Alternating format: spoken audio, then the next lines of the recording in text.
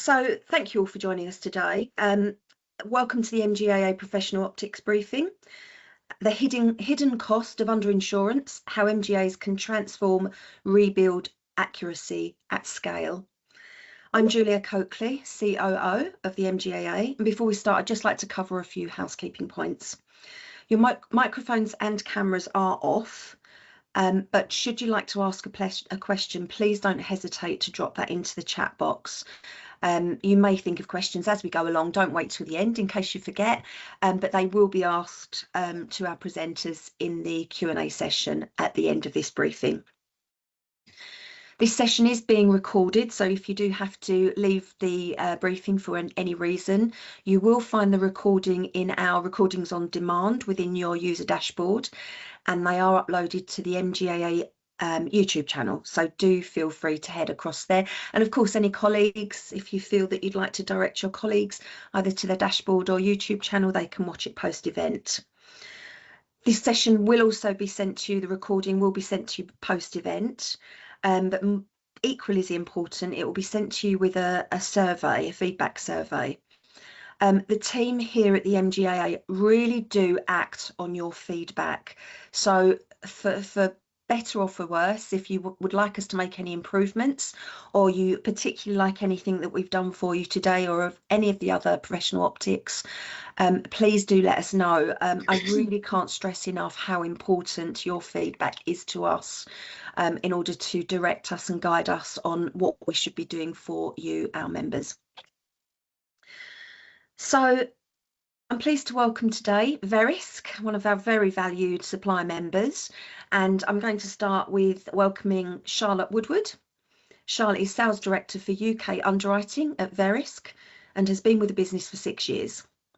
She previously spent 8 years at Experian in its insurance division, focused on strategic client relationships and data-led underwriting and pricing solutions.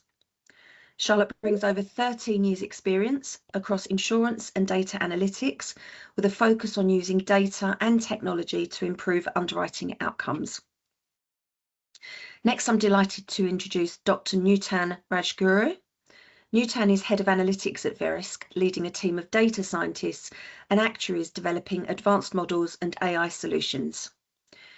Nutan holds a PhD from Cambridge and is a Fellow of the Institute of Actuaries. Nutan's experience spans pricing, reserving and risk, with a strong focus on applying machine learning to enhance actuarial modelling. Finally, I'm pleased to welcome Neil Garrett. Neil is Sales Director for various claims across the UK and Ireland and brings over 20 years experience in insurance and automotive sectors. Neil is also a recognised industry judge for Insurance Times Awards, and he specialises in claims and underwriting ecosystems, working closely with insurers and partners to improve outcomes across the claims journey.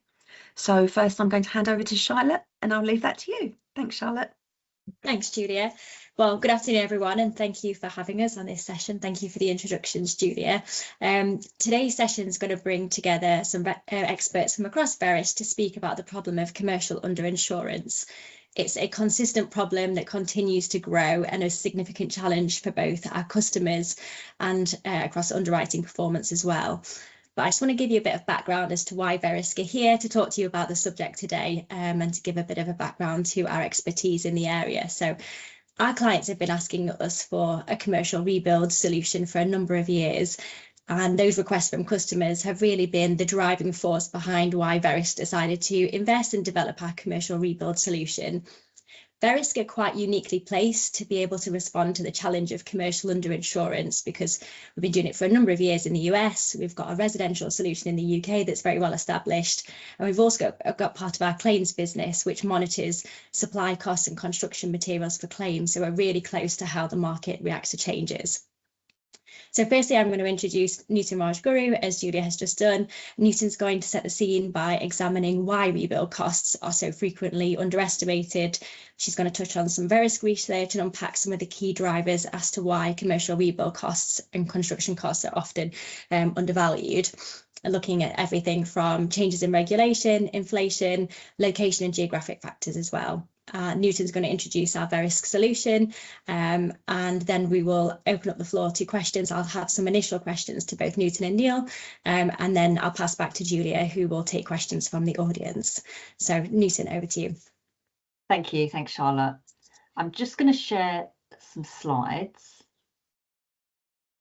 Can you guys see that? Yeah. Okay. Cool. Yes, thanks, Newton. Excellent. So Charlotte has outlined the points that I'm going to cover today, but before I get into those, I just wanted to address the question of how widespread underinsurance actually is. I feel like it's, empirically people talk about underinsurance being a really big problem in the industry, but there's a couple of facts here that I would like to quote from very reputable parties, which really kind of drive home the point. First of all, Gallagher have done some research and they've published a report which shows 46% of commercial properties are underinsured. And that, establishes quite clearly that it is a widespread problem in the market. But I think the more shocking figure is the one from Aviva, which shows that 10% of SMEs, which is 500,000 businesses, wouldn't survive if they were forced to contribute just £10,000 to a claim. So it's not just that underinsurance is widespread, but it's just how vulnerable businesses are if they have to make a claim and they are underinsured. 500,000 businesses, which would actually be in jeopardy if they made a claim and they had underinsurance. I mean, £10,000 doesn't seem like a huge figure, but actually for those businesses, it really is. So what is driving underinsurance? I think, one of the things that comes to mind is the inflationary environment, and particularly over the past 5 or 6 years, we've seen very high periods of inflation in the building industry. We know that construction material costs have risen by 37% over 5 years, and that's far greater than the rate of general inflation. There's also the kind of creeping issue of increased complexity and cost of building regulations, which maybe not it's not as visible, but it certainly impacts rebuild costs over time. But I think really the main reason is that for commercial property, the only options available for getting accurate rebuild costs are either desktop surveys or in-person surveys by surveyors. And both of those solutions are really quite expensive. And for a lot of smaller businesses, it's not really viable given the size of the premiums to invest in those expensive solutions, at least not very often. And commercial property is very different to residential property because in residential, a lot of the solutions in the market will take advantage of the fact that you can have some very basic descriptors around a residential property. For example, this is a 3-bedroom mid-terrace house. And from that, you can make a lot of assumptions about the property and estimate a reasonably accurate rebuild cost. For commercial property, there is no equivalent to that kind of solution. Every commercial property is different. There is no such thing as a typical size of an office or a shop or a warehouse. They're very individual. So that means every single rebuild solution for commercial property needs to be bespoke and it needs to have data for that individual property, which makes the challenge a lot greater. So what are the factors that influence rebuild cost? Well, the first one is just stating the obvious, the building size, the footprint and the number of stories. We need to know how big the building is to have any idea about the rebuild cost. Location is also an important factor, and there are very big regional differences in the costs of building materials and labour, with London and the South East having costs which are 20 to 30% above the national average. Many properties are suitable for standard rebuild methods and materials, but there are some properties which are not suitable for that method of evaluation. So for example, heritage buildings, listed buildings, or very bespoke buildings. So the kind of, high-rise office blocks in the city or shopping centres, things that are very much one-off designs. Business type is another factor that also influences the rebuild cost quite a lot. And you can see on the right-hand side, the average rebuild cost per metre squared by premise type. And at the top here, you've got health and hotels at around £5,000 a square metre. You've got retail in around £4,000 a square metre and warehouses down at the bottom around £2,000 a square metre. So it's really important to know all of the uses within a building to understand how to cost the construction of that building. So, tips for accurate rebuild estimation. So one of the things is actually understanding the property that is being insured, knowing whether it is a single building, what the extent of that building is, has it got multiple occupants in that building, different businesses, or is it a single occupancy? Understanding all the uses of the building as well, whether it's mixed use. Often we see retail with flats above.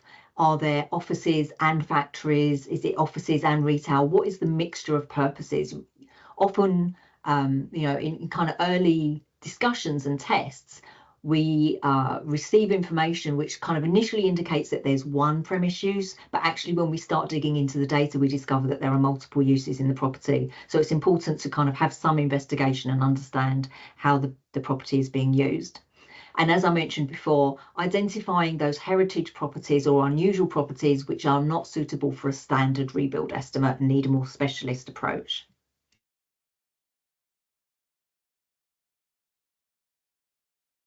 So high quality data inputs is a really important point here. And one of the things that we were quite surprised about when we started developing our rebuild solution is that this information is generally not collected at the point of quote. So we don't generally know the size of the property, the footprint, how many stories. And this is something that usually has to be sourced from third-party sources. So we have a database for Britain called UK Buildings, which has got data about, pretty much all the properties in the UK. And generally we need to source data to inform the rebuild calculation from third-party databases. It's also interesting to consider address level estimates, because although we don't generally insure an address, it's a building that is insured, often how the rebuild cost is being used behind the scenes means that it gives useful insight to understand the address level allocation of the rebuild cost. Where you've got multiple uses within a building, you've got different tenants, they've got different shares in terms of the size of the building, then having that address level estimate can give additional insight. Updating rebuild estimates regularly. Again, because there's not been really affordable solutions, rebuild estimates are often, they can get quite dated and quite old because they're not updated every year or when any significant changes happen. But this is quite important, particularly in these kind of inflationary times and with regulations changing. And finally, choosing the right estimation method, understanding whether it's appropriate to use a surveyor, a desktop survey, or a fully remote solution. So I'm just going to introduce a little bit about the Verisk solution. And tell you a little bit about our journey in developing this solution. So our solution is based on a quantity surveyor model. So it is a model that is used in the building industry. So it's constantly being used in order to cost actual building new properties. So it's a very, very granular model, very, very granular calculator. It takes lots of detailed inputs. As you can imagine, when you build a property and you need drawings and you need the exact size of all the rooms and how many windows and doors and fittings, and you need to, really, really detailed information to spec out a property in order to cost how much it's going to cost to build it. Now, for insurance purposes, that's not really appropriate. You can't just take that off the shelf from a quantity surveyor using that in the building industry and put it into the insurance industry, because it requires too much input data.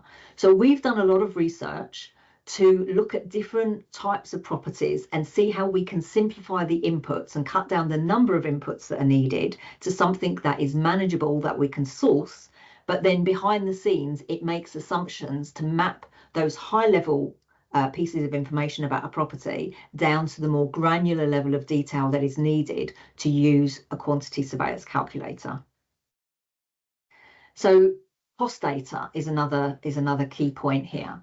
So we have a team in Verisk, because of our claim solution business, who are constantly researching the cost of labour and materials across the country, and we maintain regional price indexes for rebuild costs and for all the different kind of restoration jobs that are required. So we use that data to have regional price indexes to update the rebuild costs all the time, so we keep up to date with inflation and also those differences in inflation between different parts of the country. Property data I mentioned earlier on. So our model is driven by comprehensive property data sets describing the size, the construction and the premise use. And then we have a real-time API. So it's not one of those solutions that are going to slow you down when you want to write the risk and you want to have all the data and inputs to allow you to choose your risks, choose what risks you want to write. We can do this in real time and deliver it via an API. So the required inputs for this solution are only an address or a UPRN, and we will basically take an address and carry out address matching, look up the UPRN, and then from the UPRN, which is the unique property reference number, we can search on a database for all the data attributes around that property. So we source our data from a variety of different sources, and one of the key sources for this is actually the business rates data, which gives very detailed information about the size of a number of properties and the premise use. But we also offer the flexibility for insurers and MGAs and brokers to supply their own data. So if you do have some data about the property, you can also input that data and combine that with our data to fill in the gaps where you don't have information about the property. So it gives you the flexibility as well that if you have some data that you think you're very confident in that data and you definitely want to use that and not a third-party source, you can kind of mix and match the data sources that you use. And then the model outputs a rebuild cost, and there's also an option to also return the details of the property.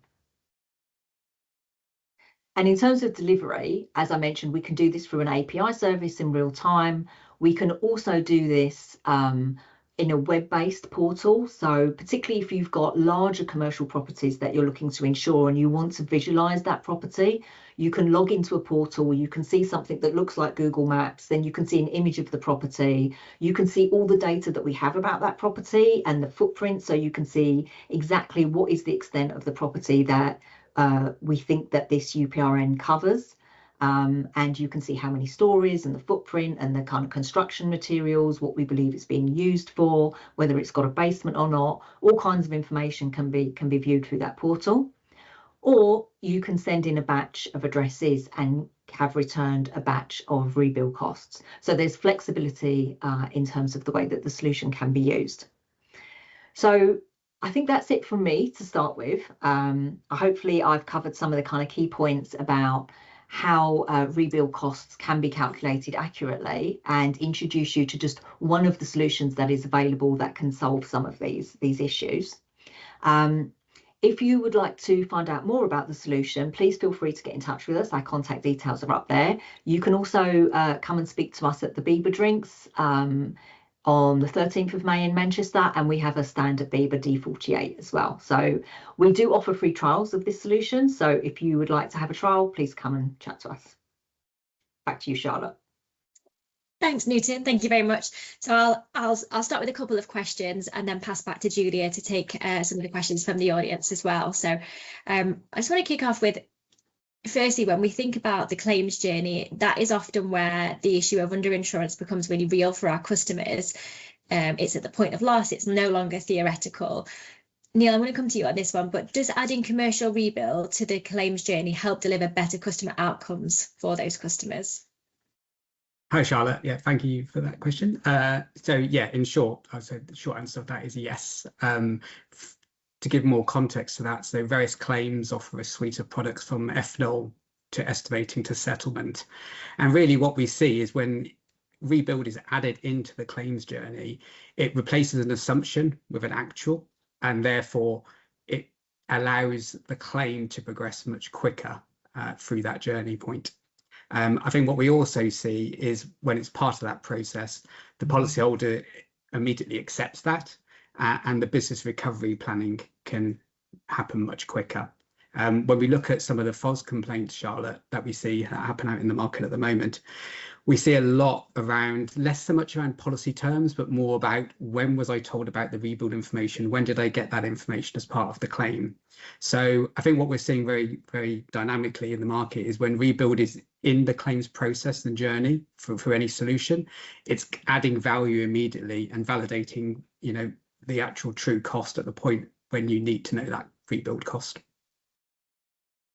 I'll pass back to you, Charlotte. Thanks, Neil. Nita, is there anything you want to add to that one? Yeah, I mean, unsurprisingly, I agree with Neil. But one of the things that we found as well that's quite surprising is that it's really hard when you get an address to actually understand the structure and the extent of the property that is at risk. It's not always obvious when you just have an address, and addresses can be ambiguous, especially where there are adjoining buildings, extensions added over time, or multiple structures on a single site. And so yeah, having the rebuild estimate and seeing what's going into that rebuild estimate can help clarify the extent of the property that's being covered. And ultimately, having this level of clarity makes it easier to ensure that the customer has the right level of cover, which is absolutely key to delivering good customer outcomes. Absolutely. Yeah, I think it just opens up that conversation as well between the customer and the broker to be able to get that right cover in the first place. I'm going to move on to the next question, which is something that we get asked quite a lot by our clients, which is how do we embed rebuild accuracy into underwriting workflows, but without slowing down the business? And I think a point that you made, Newton, was basically around the cost of manual surveys or desktop surveys, but it's also quite a slow process as well. And I think that's probably been quite a key driver as to why the market hasn't been able to necessarily respond to this issue and get on top of it. It's that trade-off between accuracy and speed and how people move forward in that market. And I think there's definitely that pressure in the SME space as well. And I personally think that our Verisk commercial rebuild solution really opens up an opportunity to be able to open up that wider to the market so that they can be able to make confident decisions based on trusted data and be able to do that at speed. And I think being in a position now where we can offer something to the market which doesn't allow that trade-off, which has maybe been in place before. Neil, I'm not sure if you would view that as well from the same side of things. Yeah, I think, Charlotte, from the claim side, certainly what we're seeing is if you can embed it from a straight-through processing perspective, whether it's the MGA that's managing the claim or whether that's being passed out to a third party, having that same consistent data view, if it's the underwriting side or the claim side, and having that true rebuild cost replay back then at the claim stage is incredibly useful and powerful. And if we can, whether it's yourself as the MGA that's managing that claim or working with your supply chain to make sure they are using sources of data that complement what you're doing upstream, is only going to be helpful to the claims process. Thanks, Neil. So if we know that underinsurance is one of the biggest hidden risks in commercial property, can insurers really afford not to address it at point of underwriting? Newton, what are your thoughts? Yeah, no, insurers can't really fail to address it. I think, one of the consequences of failing to address this at the point of underwriting, it doesn't arise until the point of claim. But then when you discuss, you have a loss adjuster who looks at the rebuild cost, they discover that a building is not adequately valued. That can lead to claims being proportionately reduced and customers obviously being very dissatisfied. There's the potential for that to be escalated to the financial ombudsman. We're seeing sometimes the ombudsman will adjust how much claims are reduced and uphold or not uphold the decisions of the insurer. But either way, that's obviously leading to a position where you can have both the customer and the insurer or the MGA dissatisfied. So there's reputational risk there. But there's also another issue around premium leakage. And there's, there can be a bit of a conflict between trying to keep premiums competitive. And so you don't want to overdo the rebuild costs. But also if you underprice, if you underestimate the rebuild costs, there's the potential for premium leakage as well. Yeah, I think it's interesting, and I think it's still quite a reactive issue for the MGAs to respond to at that point of claim, rather than doing it at that upfront part of the process. And I think that's generally how the market has responded to this. Neil, with that in mind, what would it mean for an MGA if you could proactively identify an underinsured risk before it became a claim? Yeah, I guess if they could, from a MGA perspective, you could quantify that and understand that risk. And I think more and more capacity providers are looking at the MGAs and saying, I want evidence of risk control and governance. So it's not just about growth anymore. It's more about, like, have you got the controls in place? Are you allowing that correct rebuild valuation to flow through to the claims journey? Newton kind of touched on it. the cost is going to show up exactly where you probably don't want it to appear in the claims when it's too late. And I think we've seen some quite profile cases. There was one, a fire in Glasgow comes to mind quite recently, where just not having that accurate cost within that at the point of the underwriting exposed the insurer on the claims level to a fairly hefty sum of money. And as a result of that, the whole process took longer than it needed to. The governance, the actual journey from the claims and the customer's perspective was poor, and therefore, you know, that's just feeding back into the capacity provider as to their choice of the MGA. Thanks. I think that piece on customer trust is there as well, because it's not just the actual claim that obviously they will suffer with, but that confidence and that trust with the insurer or the MGA is massively reduced, I think, because they are putting their trust in you for all of their insurance needs. Newton, is there anything that you want to add to that one?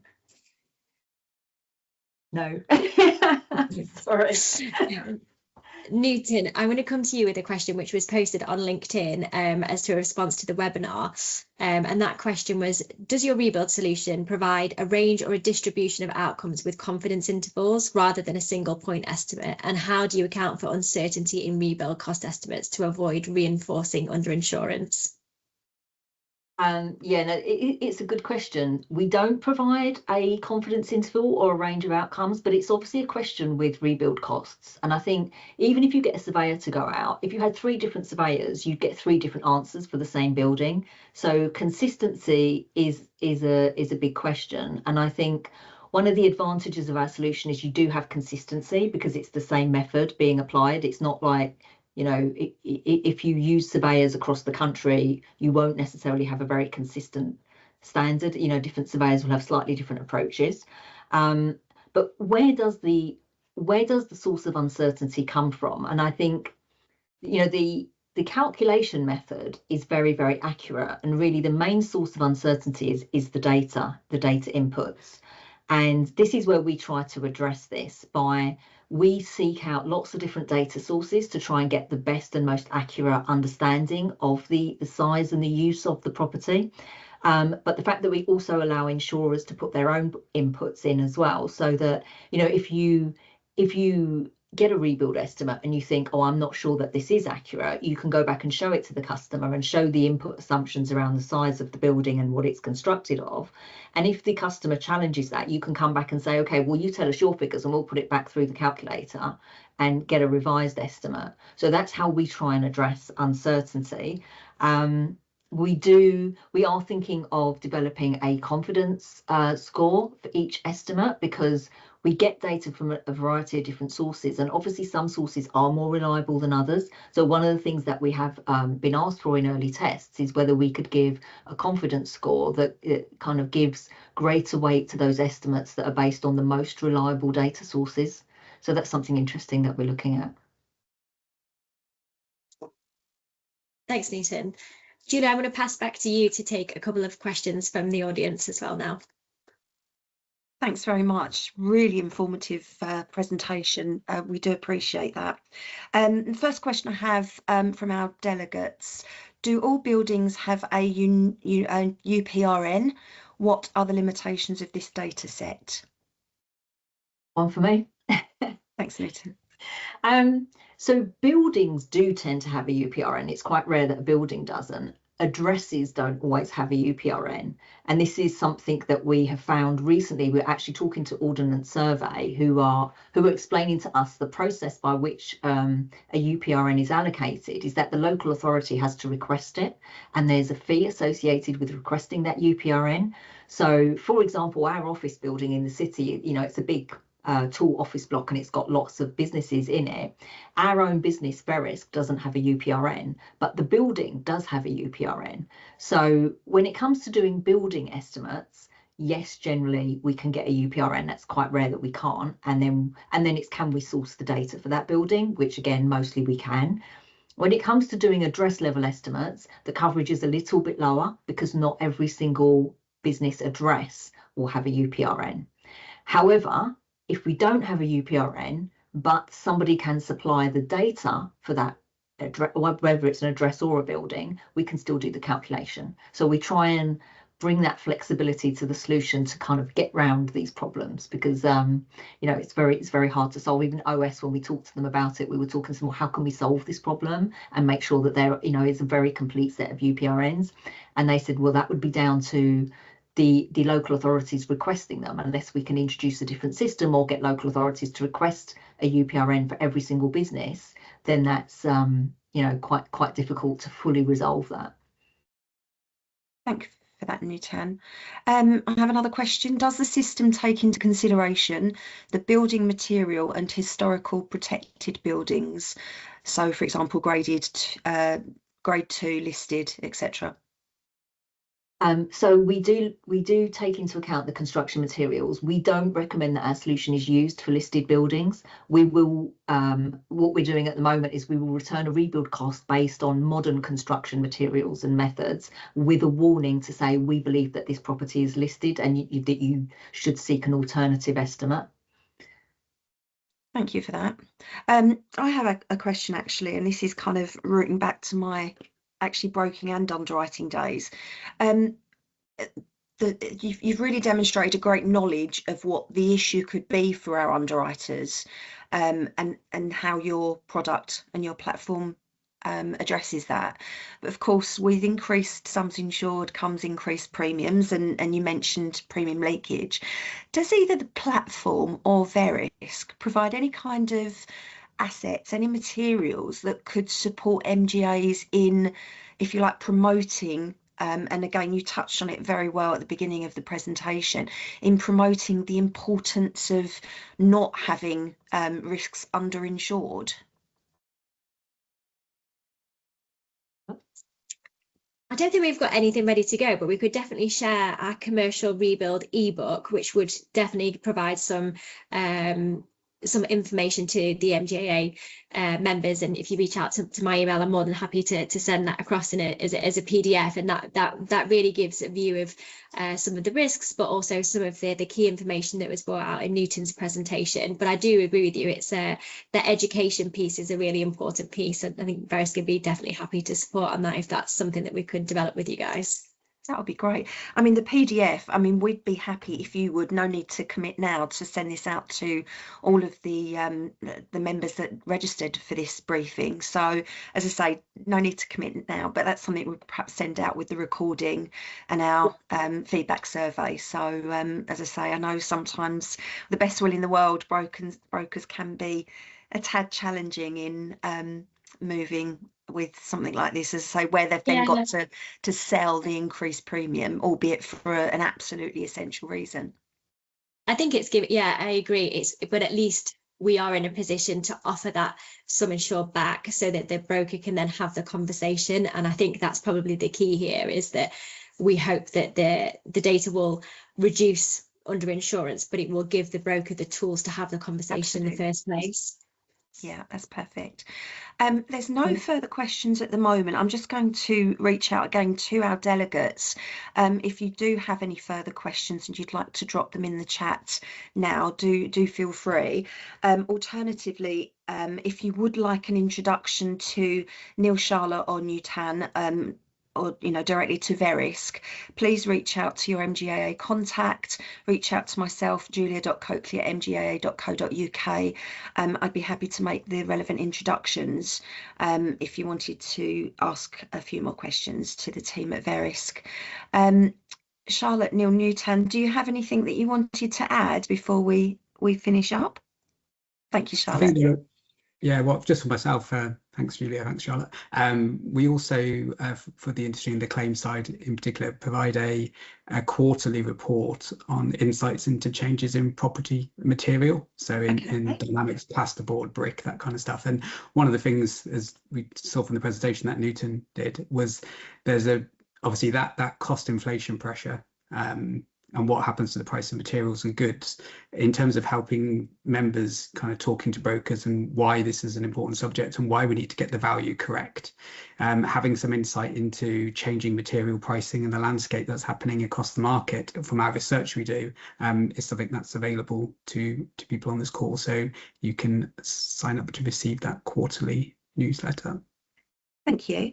If you're able to provide that Yes. perhaps to Manveen, and again, that's something we can drop into the email to send on to all those that registered. Really useful information, I would have thought.